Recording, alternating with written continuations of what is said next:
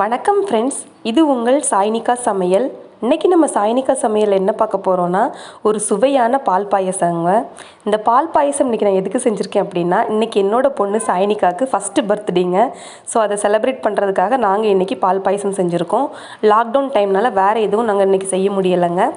So இந்த பால் பாயசம் எப்படி செய்யலாம் அப்படிங்கிறத வீடியோக்குள்ளே போய் தெரிஞ்சுக்கலாம். நான் இன்றைக்கி ஒரு பேன் எடுத்துருக்கிறேன். அதில் 2 ஸ்பூன் அளவுக்கு ஜவ்வரிசி சேர்த்துருக்கேங்க. இந்த ஜவ்வரிசியை ஒரு அரை மணி நேரம் ஊற வச்சு சேர்த்துருக்கேன்.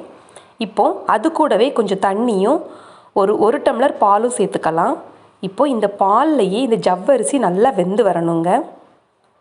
பாருங்கள், இந்த மாதிரி ஒரு கரண்டி வச்சு நல்லா கலந்து விட்டுக்கலாம், இல்லைன்னா அடி பிடிச்சிரும். இப்போது ஜவ்வரிசி வெந்துருச்சு. இப்போ அதை நம்ம எடுத்து வச்சுட்டு வேறு ஒரு பேனில் கொஞ்சமாக நெய் சேர்த்துக்கலாம். நெய் நல்லா ஹீட் ஆனதும் அதிலையே ஒரு 4-5 பாதாமை இந்த மாதிரி கீரி சேர்த்துருக்கேங்க. கூடவே 5-6 முந்திரி பருப்பு சேர்த்துருக்கேங்க. இந்த ரெண்டையும் நல்லா பொன்னிறமாக நம்ம வறுத்து எடுத்துக்கலாம். இந்த பால் பாயசம் பார்த்திங்கன்னா நம்ம சட்டுன்னு செஞ்சு முடிச்சிடலாங்க. இப்போது அது கூடவே ஒரு 7 கிஸ்மிஸ் பழம் சேர்த்துருக்கேங்க. அதையும் நல்லா இதில் நம்ம வணக்கி எடுத்துக்கலாம். பாருங்கள், கிஸ்மிஸ் பழம் எல்லாம் நல்லா ஊதி வந்திருக்குது. இப்போ இதை நம்ம வேறு ஒரு பிளேட்டுக்கு மாற்றிடலாம்.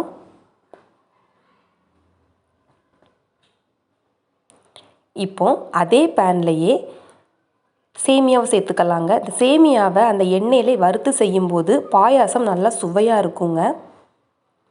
1 கப் அளவுக்கு சேமியாங்க. வறுத்த சேமியானாலும் நம்ம செய்யும்போது இந்த மாதிரி ஒரு டைம் எண்ணெயிலே வறுத்து செஞ்சிங்க அப்படின்னா நல்லா டேஸ்ட்டாக இருக்கும். பாருங்கள், அந்த நெய்யிலையே நம்ம நல்லா வறுத்தாச்சு. இப்போ இதை நம்ம அப்படியே வேறு ஒரு பிளேட்டுக்கு மாற்றிடலாம். இப்போது ஜவ்வரிசி வேக வச்ச மிக்ஸை நம்ம எடுத்து வச்சுக்கலாங்க. அதை ஒரு டைம் நல்லா கலந்து விட்டுறலாம். அது கூடவே நம்ம வறுத்து வச்சுருக்கிற சேமியாவையும் சேர்த்துடலாம். பாருங்கள், சேமியாவையும் நம்ம அது கூட சேர்த்தாச்சு.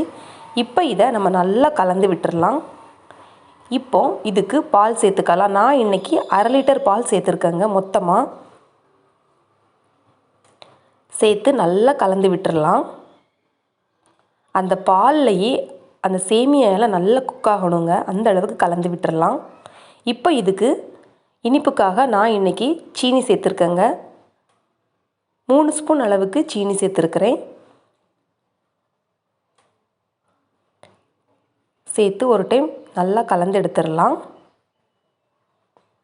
இந்த பால் பாயசம் பார்த்திங்கன்னா நம்ம செஞ்ச உடனே கொஞ்சம் கட்டி ஆயிரும். அப்போ நம்ம பால் ஊற்றி கொஞ்சம் சூடு பண்ணிக்கலாங்க. அப்போ டேஸ்ட் நல்லாயிருக்கும். இப்போ இதை நல்லா கலந்து விட்டுறலாம். இது ஒரு கொதி வரணுங்க. இந்த பால் பார்த்திங்கன்னா ஆல்ரெடி காய்ச்சின பால் தான்.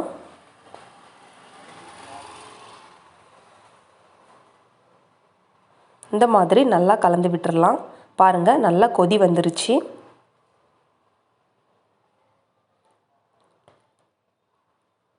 இப்போ இதில் நம்ம ஏலக்காய் சேர்த்துக்கலாம். 3 ஏலக்காயை இந்த மாதிரி தட்டி சேர்த்துருக்கேங்க. கூடவே நம்ம வறுத்து வச்சுருக்கிற நட்ஸ் எல்லாத்தையும் சேர்த்துடலாம். சேர்த்து ஒரு டைம் நல்லா கலந்து விட்டுறலாம். பாருங்கள், கரெக்டான கன்சிஸ்டன்சியில் இருக்குது. இன்னும் கொஞ்சம் நம்ம வற்ற வச்சோம் அப்படின்னா கட்டி ஆயிருங்க. இப்போ இதை நம்ம இறக்கி சேவ் பண்ணிக்கலாம். சுவையான பால் பாயசம் ரொம்பவே சூப்பராக ரெடி ஆயிருச்சுங்க. நாங்கள் இப்போ இந்த பால் பாயசத்தை சாப்பிட போகிறோம். நீங்களும் இதே மாதிரி செஞ்சு பார்த்துட்டு எப்படி இருந்துச்சு அப்படின்னு கமெண்ட்ஸ் பாக்ஸில் கமெண்ட்ஸ் பண்ணுங்கள். மறக்காமல் நம்மளோட சாய்னிகா சமையலை சப்ஸ்கிரைப் பண்ணுங்கள். உங்களுக்கு இந்த வீடியோ பிடிச்சிருந்துச்சு அப்படின்னா லைக் பண்ணுங்கள், ஷேர் பண்ணுங்கள். அப்படியே என்னோடய பேபிக்கு உங்களோட விஷஸையும் சொல்லுங்கள். தேங்க்ஸ் ஃபார் வாட்சிங்.